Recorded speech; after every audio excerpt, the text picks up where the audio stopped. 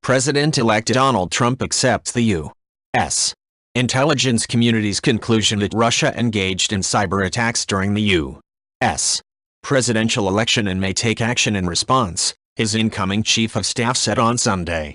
Reince Priebus said Trump believed Russia was behind the intrusions into the Democratic Party organizations, although Priebus did not clarify whether the president-elect agreed that the hacks were directed by Russian President Vladimir Putin. He accepts the fact that this particular case was entities in Russia, so that's not the issue, Priebus said on Fox News Sunday. It was the first acknowledgement from a senior member of the Republican president-elect's team that Trump had accepted that Russia directed the hacking and subsequent disclosure of Democratic emails during the 2016 presidential election. Trump had rebuffed allegations that Russia was behind the hacks or was trying to help him win, saying the intrusions could have been carried out by China or a 400-pound hacker on his bed. With less than 2 weeks until his Jan.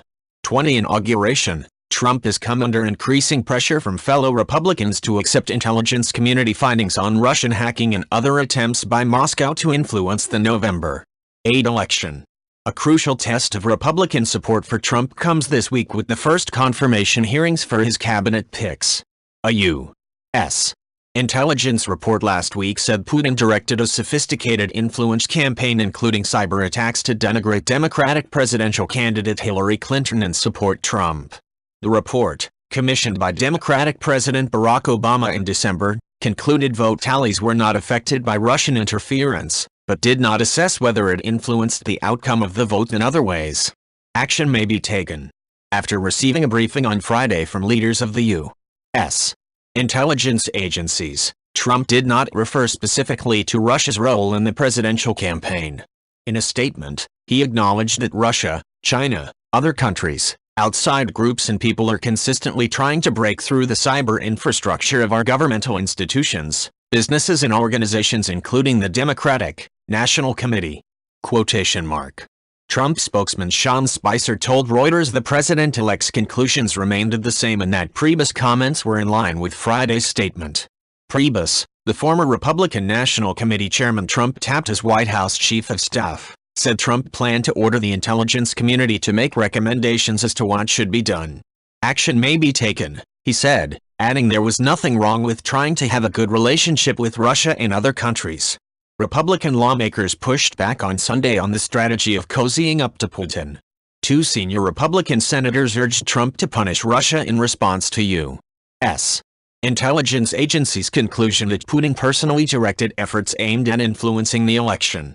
Appearing on NBC's Meet the Press, Senators Lindsey Graham and John McCain said evidence was conclusive that Putin sought to influence the election, a point that Trump has refuted.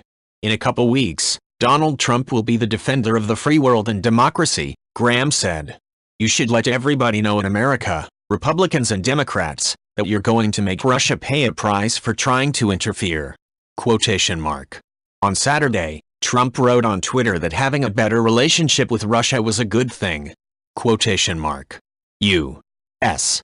Representative Devin Nunes, the Republican chairman of the House Intelligence Committee, said 3 U.S. presidents had tried and failed to be friends with Putin.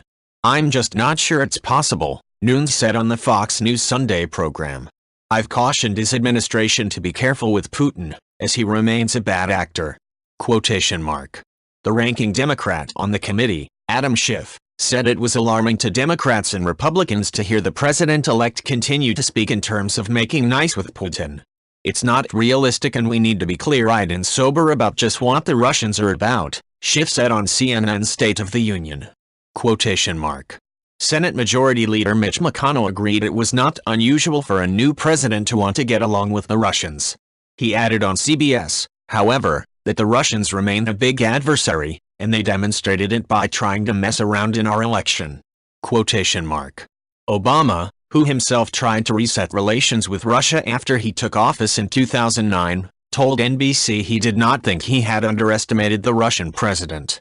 But I think that I underestimated the degree to which, in this new information age, it is possible for misinformation, for cyber hacking and so forth to have an impact on our open societies, our open systems, to insinuate themselves into our democratic practices in ways that I think are accelerating, he said in an interview with Meet the Press broadcast on Sunday. If you like this video, please leave a like and subscribe.